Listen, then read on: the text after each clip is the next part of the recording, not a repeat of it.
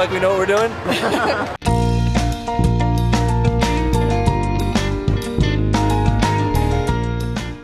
San Francisco is a world-renowned hotspot for great restaurants, food, and chefs.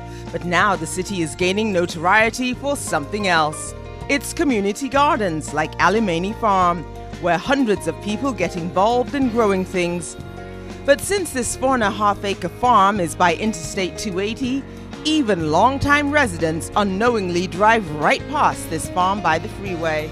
You know, I've driven by this road hundreds of times and never even seen this farm or heard of this farm. And it's beautiful here. The Alemany Farm is located basically right in the middle of San Francisco. It's on the southern side of the city, right next to the 280. We're lucky in that the space is so large that we have a big buffer zone between the freeway and where we grow.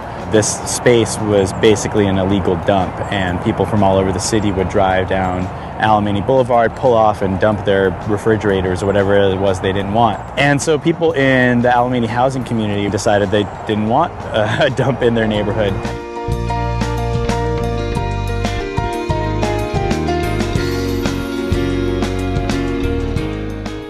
You'll find a festive atmosphere on this community-organized farm.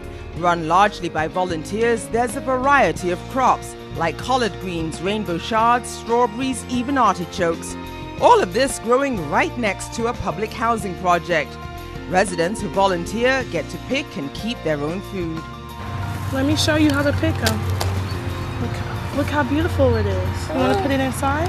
Yeah. Good job. Kids play an important role on this farm. 9-year-old Christian and his 10-year-old buddy Dejan were showing me the organic cabbages and greens they planted. These are called, I forgot what they called. Yeah.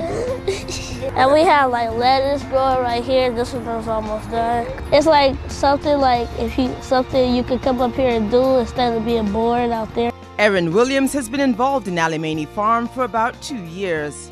Like, this is your land. Like, this is my land, but it's everybody's land, and I just love the fact that we can have like honey and beehives that we extract from, and oh my gosh, they're right you behind see us. they're right behind us. So what is this that we're looking at? So these are boxes of the honeys that we keep, and they actually have a layer of kind of like a tray? Like a tray that collects the honey on top of the tray. Growing and looking after so many crops takes an army of volunteers, and many of them have had little or no farming experience. But they often say once they get their hands in the soil, well, they're hooked. If you can't bring the people to the land, you got to kind of bring the land to the people, and that's what we're doing here. We've got this beautiful property, and so we're taking advantage of it. Jason Marks, who graduated from a farming program at UC Santa Cruz, has been one of the farm managers for several years. He says this project symbolizes urban farming in America, and it's a great way for people, regardless of their income, to grow organic, healthy food. This is urban farming, yeah, this is how we do it. And again, you know, we're growing about 3 tons of food, about 6,000 pounds of food a year, which, you know, could sustain several dozen families. And again, it's not like we're proud of the amount of food that we produce, but mostly it's about showing people how much they can grow in their own backyard. And I noticed one of my plants had mold this morning. We transplanted it just in time. It's a lot of work, and the way that we're able to do it is because we've got so many volunteers, like you saw just planting the trees.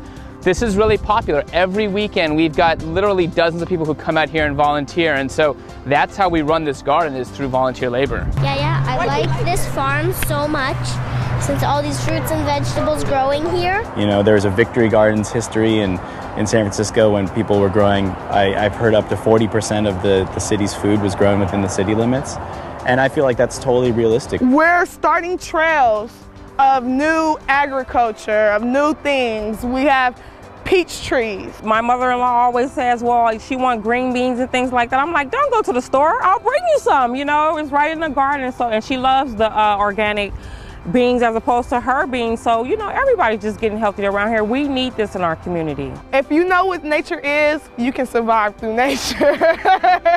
The U.S. Department of Agriculture says there are thousands of community farms and gardens throughout the country. You know, we're not being a small little market garden. It's not so that we're growing a ton of food, but we are showing people in urban places like San Francisco how they could be their own food producers. So this was just like perfect for me. So it was just like a garden.